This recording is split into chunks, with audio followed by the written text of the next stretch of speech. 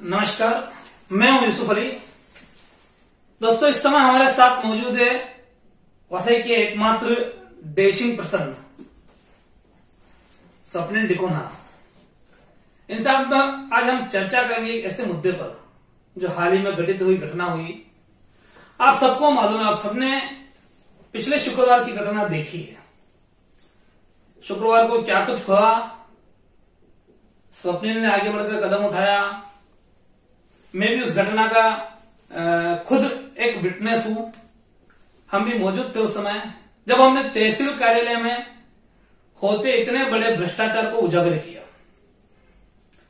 लेकिन अफसोस होता है कि हमारा जो देश है, हमारे देश के अंदर जो कानून है या व्यवस्था है, वो बोलने के लिए सबके लिए है, लेकिन जब अमल करने की बात आती है तो सिर्फ वो दबे कुचले लोगों के ऊपर होती है। जब हमने कैमरे के सामने लाइव ये दिखाया है कि किस तरह से तहसील कार्यालय में पूरा का पूरा एक स्कैम चल रहा है, प्राइवेट लोगों को बिठाया जा रहा है, उनसे काम लिया जा रहा है, एक मायने में उनका भी शोषण किया जा रहा है। उसके बावजूद आज पिछले शुक्रवार से लग के 5 दिन हो गए, किसी तरह की कार्रवाई नहीं हुई। और आज की ये जानकारी है कि आज भी तहसील कार्यालय में खासगी लोग, बाहरी लोग अभी भी काम पर है। हालांकि उन लोगों को निकाल दिया गया जो कैमरे के सामने आए थे, लेकिन जो कैमरे के पीछे वाले लोग हैं वो आज भी है। मतलब हमारा सिस्टम पूरा इतना भ्रष्ट हो चुका है कि आप कितना ही चिल्लाए, हमको फर्क पड़ने वाला नहीं। खैर, मैं अपनी बात स्वप्निल से करता हूं। हम मुलाकात करने आए थे। स्वप्निल जी नमस्कार। नमस्कार स्वप्निल भाई, उस दिन जो सब कुछ हुआ, आपने लीड किया, हम भी थे। आपको क्या नहीं लगता कि उसके ऊपर किस तरह से कार्रवाई होनी चाहिए थी? सर, सबसे पहली बात तो ये है कि वो एक तहसील कार्यालय है, डिस्ट्रिक्ट मैजिस्ट्रेट का ऑफिस है।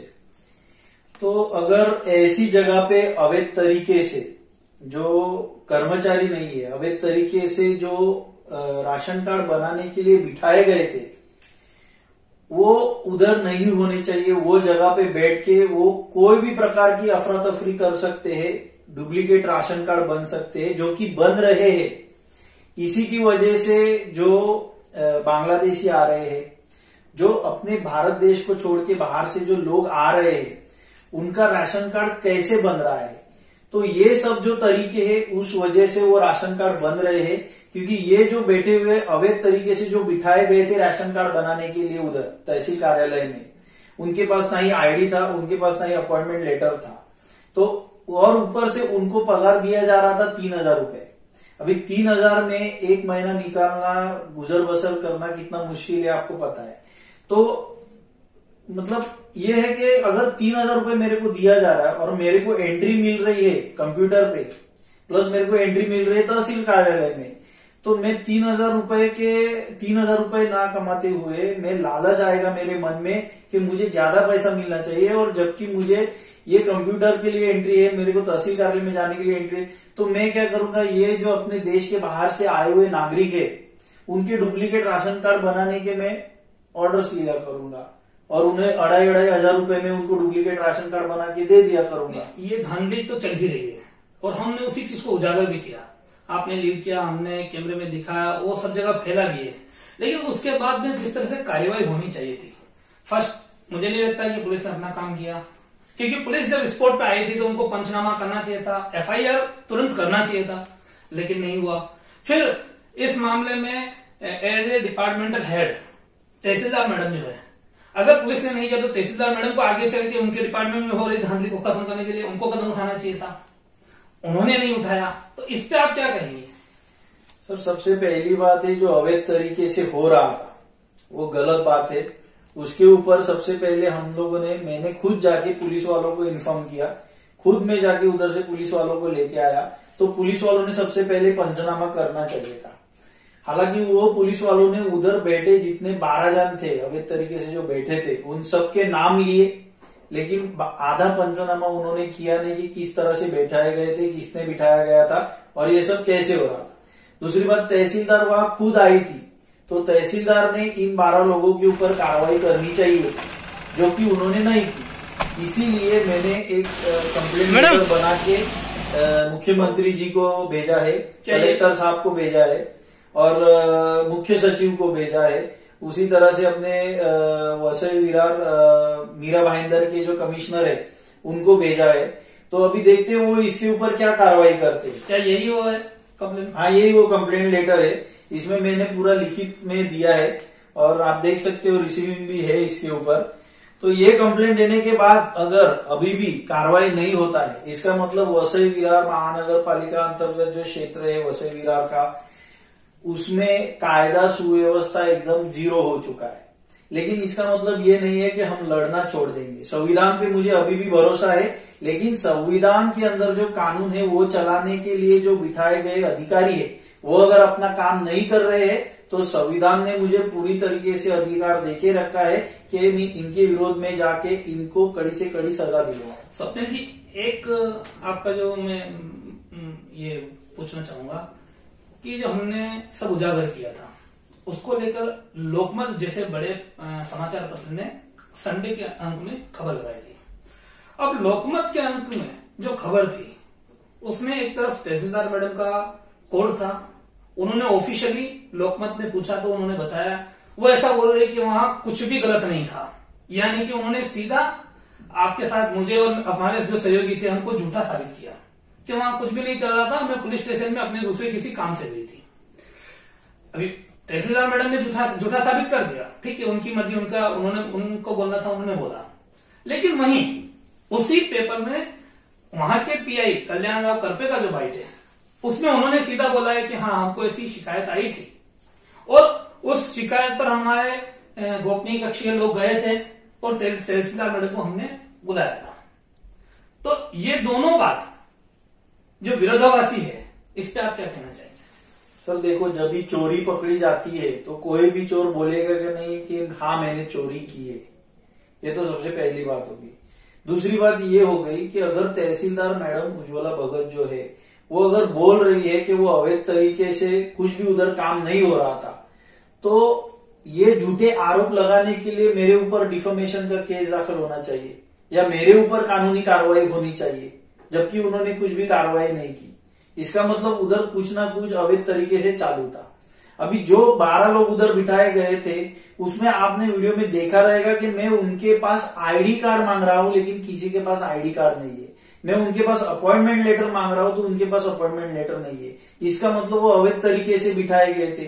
अभी हालांकि उधर पंचनामा नहीं हुआ और कोई भी कंप्लेंट दाखिल नहीं किया गया, इसके लिए तहसीलदार मैडम बता रही है कि उधर कुछ अवैध तरीके से नहीं हो रहा था। लेकिन अगर उधर कंप्लेंट एफआईआर दाखिल होता था और उधर एक कंप्लेंट लॉन्च किया जाता था पुलिस वालों की तरफ से, तो सब सामने आ जाता था कि कौन है। वैसे भी मेरे पास तो वो सब जितने 12 जन उधर बैठे थे उनके सारे नाम है जो पुलिस वालों ने खुद लिए थे। अभी वो नाम जितने भी मेरे पास है उसका किसी भी 12 लोगों में से किसी का भी अपॉइंटमेंट लेटर तहसील कार्यालय में नहीं है। ये जो पूरा मामला हुआ तब हमने देखा रोशन कापसे जो पुरवठा अधिकारी है उन्होंने किस तरह से इसको पूरा घुमाने की कोशिश किया। पहले बोलते हमारा काम चल रहा है, फिर बोलते 3000 में अपने जेब से पगार देता हूं। तो इसमें क्या सिर्फ पुरवठा अधिकारी ही जिम्मेदार है या ये बड़ा रैकेट है? क्या कहना चाहिए? सर देखो, अगर रोशन कापसे खुद बोल रहा है कि मैं 3000 सैलरी देता हूं इनको, तो वो ऑफिशियली रिकॉर्ड में होना चाहिए, उनकी सैलरी स्लिप में होना चाहिए। सैलरी स्लिप तो रहेगी ही नहीं क्योंकि वो तहसील कार्यालय के कर्मचारी नहीं थे। तो 3000 रुपए ये कहां से दे रहा है? अपने खुद के सैलरी में से दे रहा है, जबकि इसको रोशन कापसे जो है पुरवठा विभाग अधिकारी, वो उसको खुद को इतना सैलरी नहीं दे सकता कि वो अपने सैलरी में से 30,000 रुपए हर महीने का इनको सैलरी दे सकता है। तो अगर आपको जानकारी नहीं होगी तो मैं एक चीज बताता हूँ, एक नया खुलासा आपको करता हूँ कि सरकारी जो कोटेज होते हैं उसमें category wise A class, B class, C class उनको अलॉट किए जाते हैं रहने के लिए। तो वैसे ही तहसील कार्यालय की मेरे पास ऐसी इन्फॉर्मेशन है कि A क्लास का जो कॉटेज है उसमें C क्लास लोग बाकायदा रह रहे हैं, यानी कि तहसीलदार को अलॉट हुआ है तो उसमें कोई और रह रहा है, एग्जाम्पल। तो इस तरह का ये सब कारोबार चल रहा है। अब अंत में आप क्या मांग रहेगी, आपकी क्या डिमांड रहेगी, क्या कहना चाहिए? देखो, मेरी मांग यही है कि जो संविधान में कायदा बना है वो कायदे का पालन किया जाए, और वो कायदे के अंतर्गत जो भी कार्रवाई होनी चाहिए वो एक तो तहसीलदार नहीं करनी चाहिए, या तो कलेक्टर करेंगे, या तो कोकण आयुक्त करेंगे, या कोई भी वरिष्ठ अधिकारी करेगा, लेकिन करेगा कार्रवाई। ये कार्रवाई जब तक नहीं होती है तब तक मैं शांत नहीं बैठूंगा। और ये जो अवैध तरीके से जो भ्रष्टाचार चालू है और भ्रष्टाचार किया जा रहा है सरकारी कार्यालयों में, जो कि सामान्य नागरिक अपने खून पसीने की कमाई में से जो टैक्स भरता है, वो टैक्स का सरासर इधर दुरुपयोग किया जा रहा है।